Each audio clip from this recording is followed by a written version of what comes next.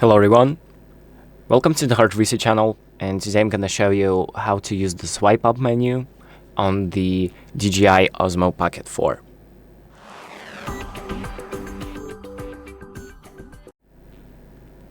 So on the DJI Osmo Pocket 4, if we are in the live view, we can swipe up to open up the parameters of our shooting mode.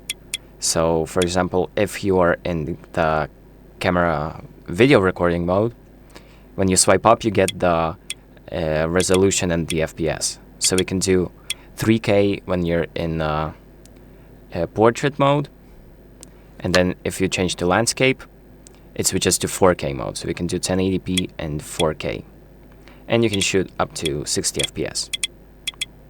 So the next thing that we have is the photo mode. So if you select photo mode and scroll up, we can change the amount of megapixels. So we can do super photo.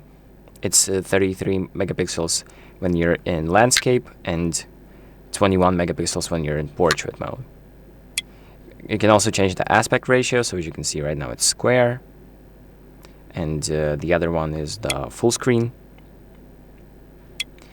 And then there are other ones in, for example, the panorama modes, the low light. We can change things like pretty much the same as the video recording mode.